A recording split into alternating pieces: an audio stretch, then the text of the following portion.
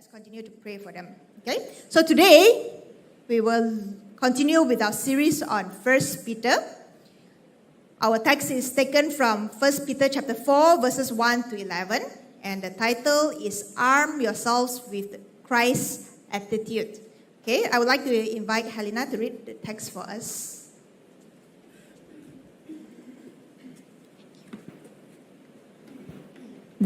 Therefore, since Christ suffered in his body, arm yourself also with the same attitude, because whoever suffers in the body is done with sin.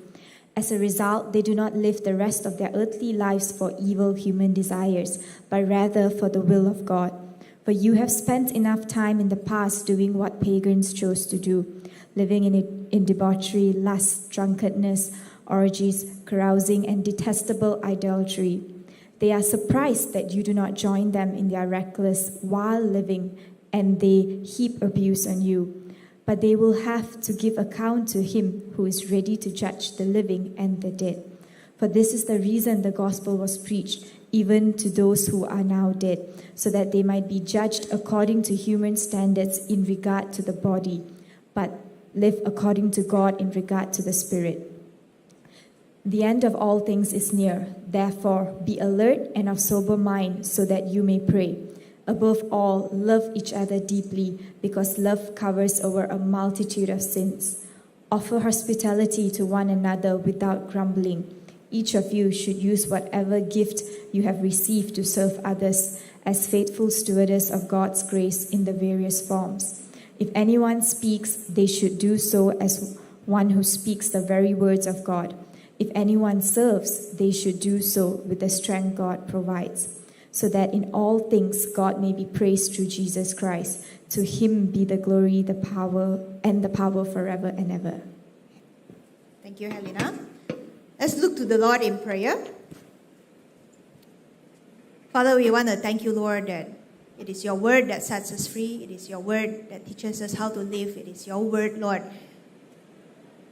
that gives us life. And today, as we explore this portion of Scripture, as we look into what your attitude is and help us arm ourselves, Lord, we pray that you, Holy Spirit, you will come, you will speak to us in the places that we need to hear, you will confront, you will rebuke, and you will also encourage and lift us up, Lord, and break our stubbornness, Lord, so that we will listen and obey and be doers of your word.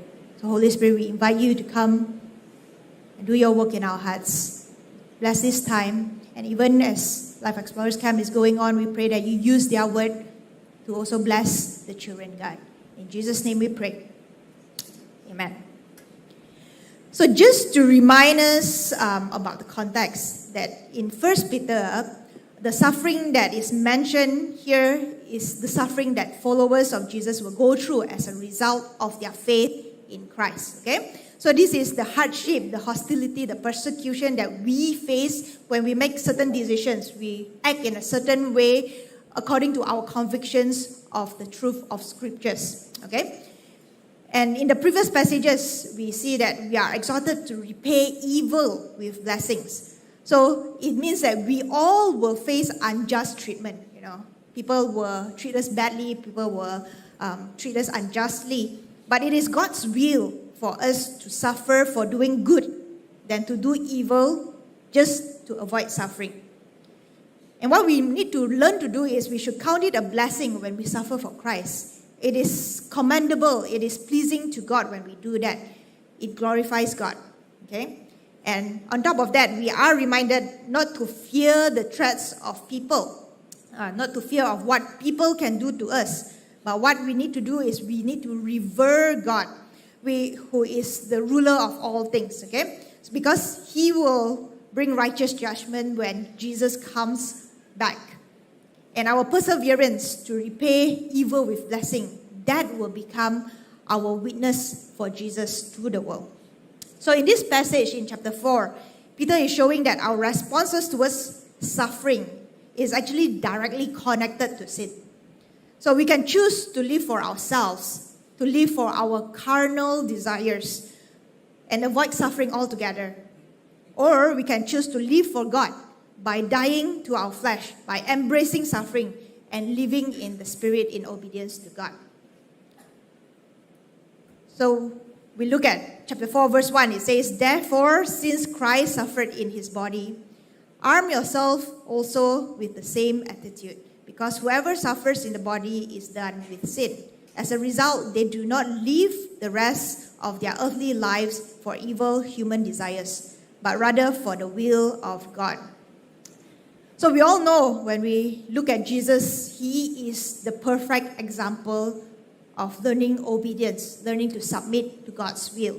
We read in scriptures, even though he had gone through the greatest injustice in the world, worse than what we have gone through, he did not retaliate. He embraced suffering and he was without sin.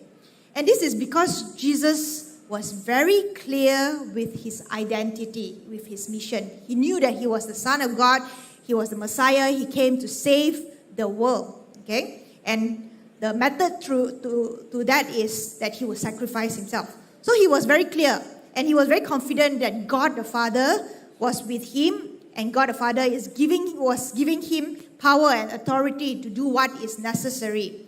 So that includes going through the hardship that it will bring him. And he was very focused on obeying the Father and accomplishing his task. So therefore, when he received opposition, when he received hostility, Jesus committed no sin, no deceit. He did not retaliate when insulted. He made no threats to those who were persecuting him. And he knew with certainty that the one who is sovereign over all things is God the Father. So he knew God the Father will bring judgment. And through his obedience in his suffering, he will be vindicated and he will be glorified. And we are called to follow Jesus' footsteps. Before we knew Christ, we lived like pagans. So we live for ourselves. We are self-centered. We couldn't care less of what other people think. We always think that it is my life, so my aim is to make myself happy, comfortable, to have a good life. So it doesn't matter what people tell me or people do, people say, I am the master of my life. I get to make decisions for myself. So when we live that way, it makes no sense to put ourselves in any kind of position of hardship. It makes no sense to go through any inconvenience or suffering or sacrifice for other people. Okay? And we may not do the sinful acts, this list in verse 3. But this list represents the things that we do to fulfill our carnal desires of our flesh. So we will do whatever it takes to make me feel good, make me feel happy. So in a life without God, it makes perfect sense to accumulate worldly possessions, to climb up the ladder, to chase after fame and recognition, to chase after a luxurious life, a comfortable life for ourselves, for our children, for the next generation, because that is what we think will make us happy. But when we receive Christ into our hearts, the Holy Spirit dwells within us, and He begins to lead us to walk in the Spirit and to live for God. So then He begins to lead us to abandon all our old habits, our old life of living for ourselves, of living to fulfill just our carnal desires. And Galatians chapter 5, verse 16 to 18 says, "So I say, walk by the Spirit, and you will not gratify the desires of the flesh. For the flesh desires what is contrary to the Spirit, and the Spirit what is contrary to the flesh. They are in conflict with each other, so that you are not to do whatever you want. But if you are led by the Spirit, you are not under the law." So we need to recognize that the flesh will always be in conflict with the Spirit. As much as we are new creations in Christ, so we are operating in the Spirit, the old flesh will continue to come and tempt us. And that is why it is very important for us to arm ourselves so that we can walk in the Spirit, so that we can die to our flesh, to our old self. And arming ourselves means we are preparing our minds to live for God rather than to live for ourselves. And we all know we live in a world that is constantly seeking to lure us away from God. So we face temptations, we receive thorns, hostility from the world. And all this is, the purpose is to make us more like the world, more like them. And therefore, walking in the Spirit is a conscious, everyday decision. It is not just when we receive Christ into our life, but it is a daily thing where we make decision that we want to walk in Spirit.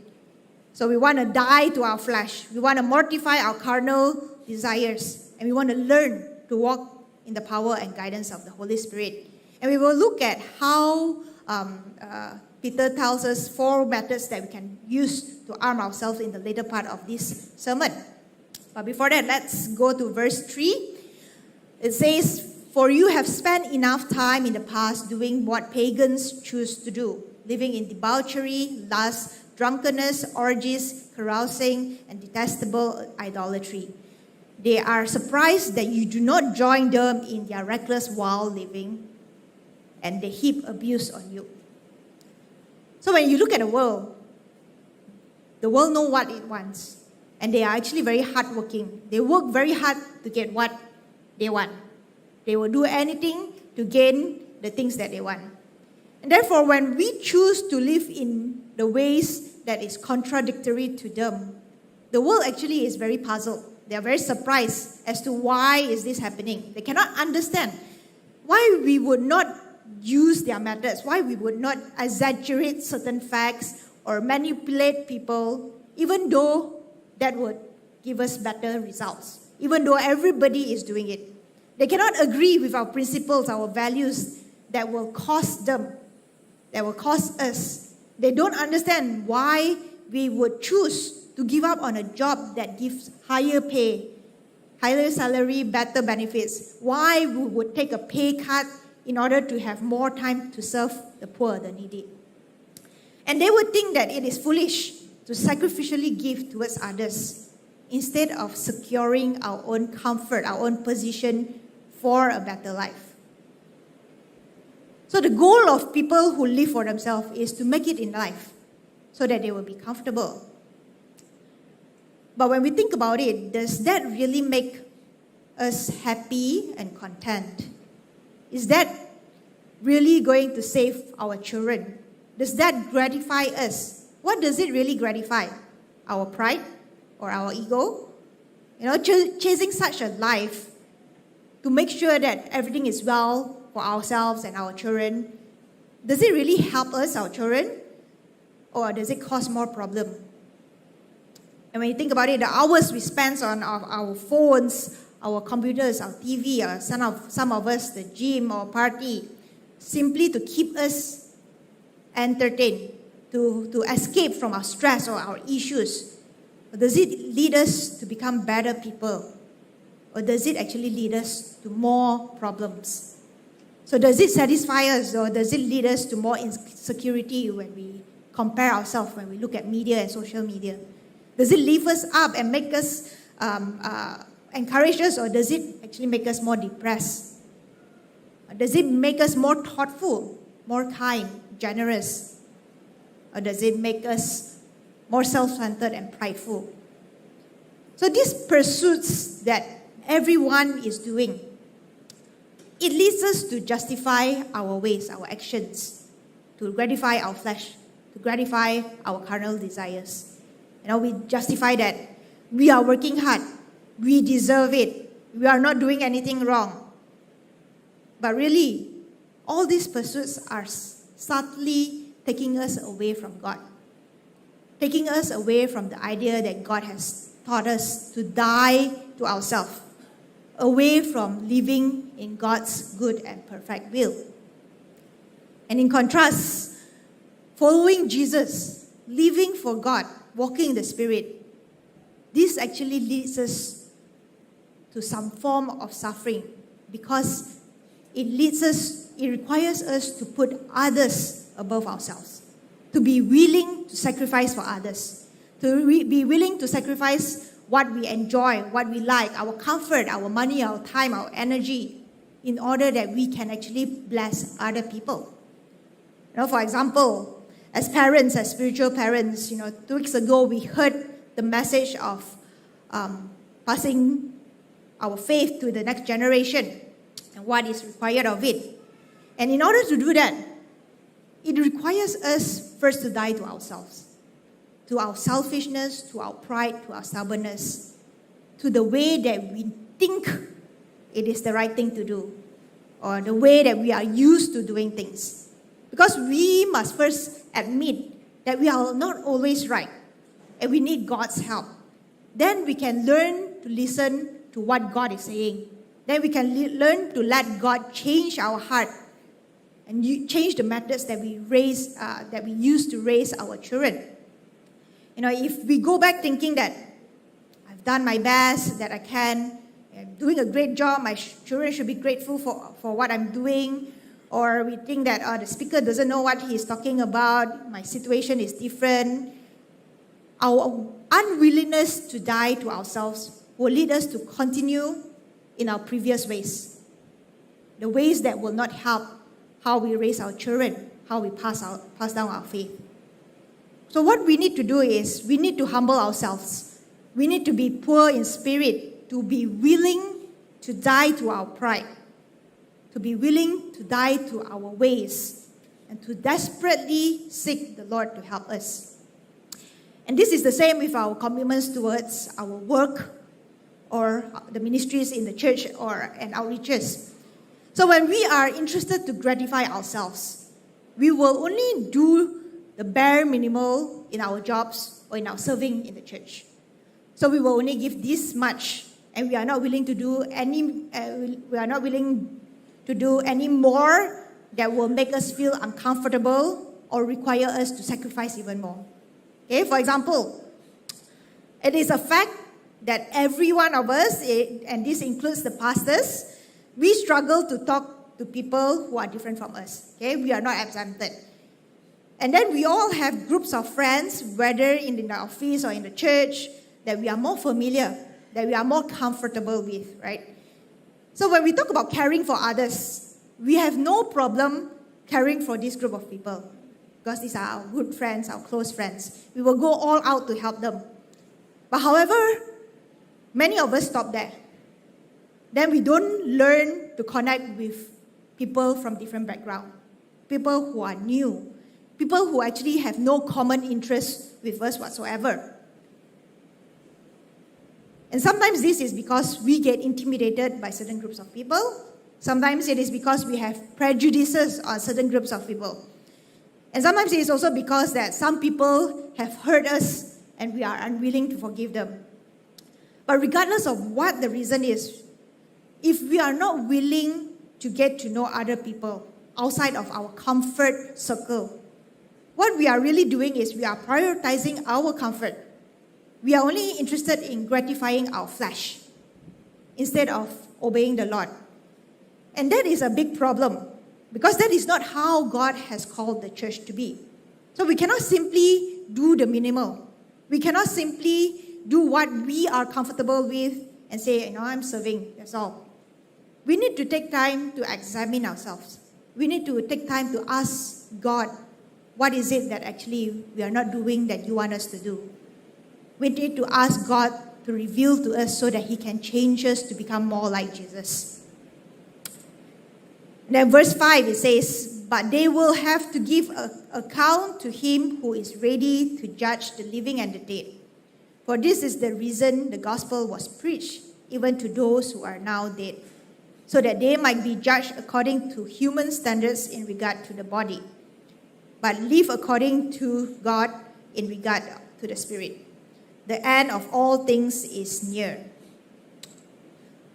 So very often, what distracts us from living for God is our focus on this temporary world. So we are so focused on the now that we want to gratify our flesh now, our carnal desires now, that we forget what is really important, the eternity that we have with Christ. But when we switch our minds and we remember to prioritize the kingdom of God, we remember to have it constantly in our minds, it will change the way we see things. It will change the way we live. Then our goal will no longer be to gain comfort, to be successful in this lifetime, to have a good life.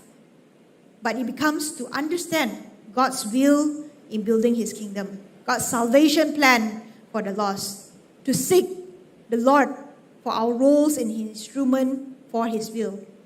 And that is why, only when we have the kingdom of God in our mind, then we will be able to sacrificially help the poor, to minister to a group of people that will not give us any benefit. So we need that. And the end is near. Judgment is certain. Jesus will be the righteous judge who restores all things. Evil will be punished, righteousness will be rewarded. And it says everyone will have to give an account of how we live our lives. So whether we are living for God or whether we are living for ourselves. So instead of getting distracted by the things of this temporary world, instead of getting distracted by how comfortable we want life to be, let us learn to keep our eyes on Christ, on His kingdom. And the next part, Peter tells us how to arm ourselves, how to prepare ourselves to die to our flesh and to live in the will of God. So it continues to say, therefore be alert and of sober mind so that you may pray. Above all, love each other deeply, because love covers over a multitude of sins. Offer hospitality to one another without grumbling. Each of you should use whatever gift you have received to serve others, as faithful stewards of God's grace in its various forms. If anyone speaks, they should do so as one who speaks the very words of God. If anyone serves, they should do so with the strength God provides, so that in all things God may be praised through Jesus Christ. To Him be the glory and the power forever and ever. Amen. So to arm ourselves, to prepare our minds to live for God, we need daily dosages of God's word to remind us of our identity, our purpose as God's holy people. And we need a godly community to spur us towards righteousness, to hold us accountable so that we do not stray away from God's will. So the first thing is we need to be alert and of sober mind. Being sober here means to forbid letting the mind wander into any kind of mental intoxication which inhibits spiritual alertness, and any laziness of mind which lulls us into sin through carelessness. Okay, that means that we need to be vigilant, to be careful of where our mind goes, what we let into our minds. We need to be vigilant to seek the Lord so that we dwell in His presence and let His word soak into our lives. And Jesus, He was very aware of that. He did not undermine of the work of the devil. He did not undermine what He's going to go through. And therefore, no matter how busy He was, how full His schedule was, He did not compromise His time with the Father. Mark chapter 1 verse 35 says, very early in the morning, while it was still dark, Jesus got up, left the house, and went off to a solitary place where He prayed. We can see that He prioritized this. You can see that He sacrificed for this. He took effort to do this. And He's the Son of God, but He still do this. There is so much of noises around us all the time. Our minds are constantly stimulated that so many of us are not comfortable being by ourselves in silence, without any gadget, without any music. And sometimes, we may even feel awkward when we are with people and it is silent for a while, that we will take out our gadgets and do something. And that has impacted the way we struggle to be in solitary with God alone. But this is the most important spiritual discipline we all need. There's no exception. No one can do this for us. So we need to learn how to tune off from our work, from the noises of this world, from our worries, and tune in to listen to God's voice, to surrender to Him, and to enjoy being with Him, to commune with Him without any sort of distraction. Solitary time with God is the first and the most important weapon that we need to arm ourselves with in dying to our sins, dying to our flesh, and to live in the Spirit of Christ. And second, it says we are to love each other deeply. And in some translations, it's used the word earnestly, because love covers over a multitude of sins. So earnest love seeks the good of the other person above and before ourselves. Okay? Sin and self-centeredness, it makes us pick on other people's mistakes and offenses. But love leads us to forgive. God's love covered over our multitude of sins. And when we realize that truth of how much God loves us first, of how much we are forgiven, then when we receive His love, we begin to learn to love others with the same love we receive from Christ. So in that sense, no matter what others have done to us, we can learn to forgive because Jesus has forgiven us. And one of the ways of love expressed is through hospitality towards others. And here Peter stresses on the phrase, without grumbling. And why he does that is because we all can offer hospitality, we can serve others, we can do things for God and for people, and complain about it. So what God is saying is the heart matters equally with the action. It matters that we serve God and serve others out of earnest love instead of grudgingly. Okay? And this is because the heart that grumbles is very dangerous. It is destructive. The same word used for grumble is used when the Israelites grumbled to Moses in the wilderness. So we know the story. God had just delivered them from slavery, the cruelty of their Egyptian masters. But instead of being grateful, being content, being happy for what God has done, their salvation, they started to murmur. They started to complain about everything that they did not like. From the lack of water, the food that they didn't like, for the changes that they have to make. And in the end, their sinful heart that is expressed through their persistent grumbling actually led them to rebellion against God. So they desired to go back to Egypt. They made Aaron build an idol and worship it. And then they persistently did not trust God and disobeyed Him for what He asked them to do. So it is utterly important that we address our grumbling attitude. So if we find ourselves always complaining, always negative, always finding excuses, always justifying ourselves for our actions, always finding fault in others or in the circumstances that we are in, we need to learn to stop. The cure to grumbling is learning to be grateful for what God has done for us, for the blessings that He has given us, and to put our trust in the Lord's providence. So like the Israelites, God has saved us from slavery, the slavery of sin. We were once captive to sin, but now we are free. So there is so much to be grateful for. And there's so much that God has done in our life and to bless us with people. And we can only love others when we know God loves us, that God has saved us. And we can only offer hospitality and serve others when we have received that hospitality and care from God and from others, and be grateful for it. So number 2, when we learn to love and care for others, we are putting others above ourselves. And that is dying to ourselves and living in the Spirit. And the third one, we are to remember that God is the giver of all things, including our gifts. Okay? So these gifts, it could come in different form. Our time, some of us have more time because we have less commitments. Our financial resources, many of us have more than we need.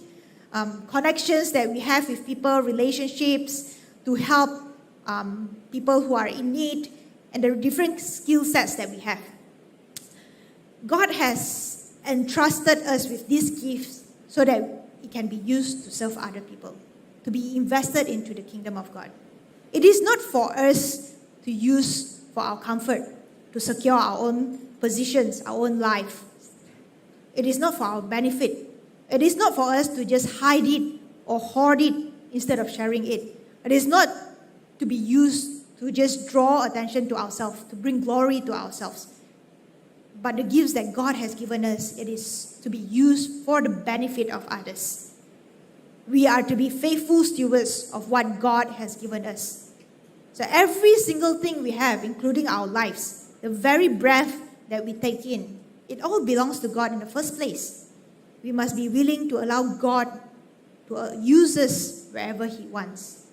We must learn to rely on God to equip us, to help us develop our gifts, and to direct us so that we know where is it that He wants us to use our gifts, and we can use it more effectively to build the kingdom of God, to serve others. So as we consciously keep our mind on the kingdom of God, we will use our gifts for God instead of ourselves. And finally, we must remember that we represent God in all that we say and we do. Our speech, our actions. It can be instruments of love, or it can be instruments of hate. It can be tools to build or to destroy. It can bring unity or discord. And unfortunately, we all have heard of bad testimonies of Christians in their speech, in their conduct. And instead of bringing glory to God, they misrepresented God, and they caused others to stumble by bringing shame and dishonor to Christianity. And the person who lives for themselves, they will not care about what other people think. They think that the world revolves around them.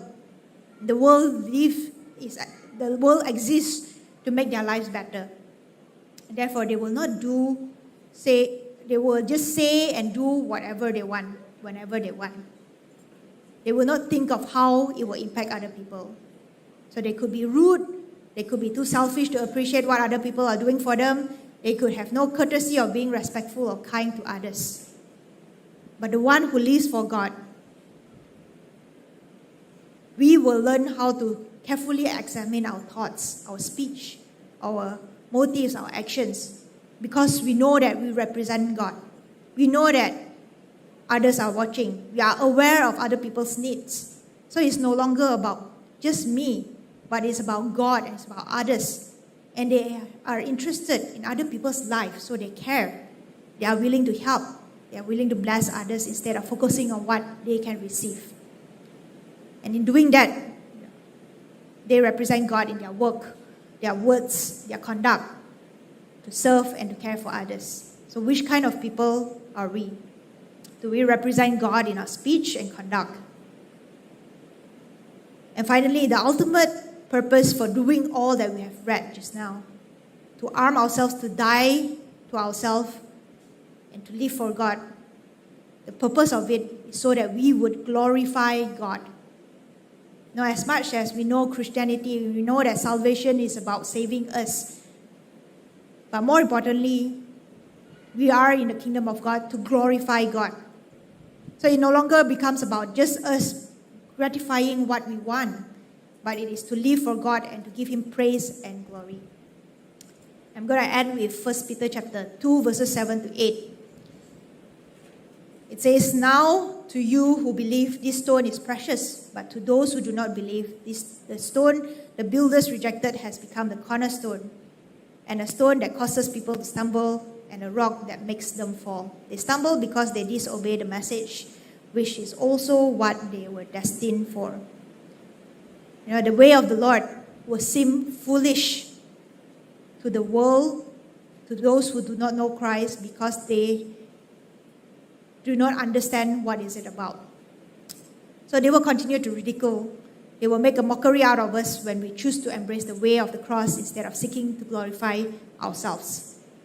However, the day will come when the stone that they have rejected which is Jesus, He will be their stumbling block. He will bring judgment to their selfish and prideful ways. At the same time, we know that He will bring righteous judgment to all of us who follow Him, to live for Him. So the end of all things is near. keep our eyes on the kingdom of God. Set our hope on the salvation that Jesus has won for us. We need to have an eternal perspective to desire to live for God instead of gratifying our carnal desires. And by doing that, it will give us grace, courage, strength to embrace suffering by choosing to die to ourselves. So let's look to God in prayer and worship. Let's invite you to close your eyes. Just this 1-2 minutes. Just invite you to speak to God, to ask Him to reveal to you the places that He wants you to let go of. He wants you to surrender. He wants you to stop being stubborn. We all need to repent. We all struggle with living for God because we want to gratify our desires. But what the Lord is inviting us is not into a relationship that is without love, just commandments. But wherever He tells us to do something, it's always for our good, for our benefit. And it is out of His great love. He has proven Himself by dying on the cross for us. So let us learn to surrender, to let God break the places that He needs to, the idols that we live for, to remove all this so that we can seek the Lord daily, so that we can fill our minds with Him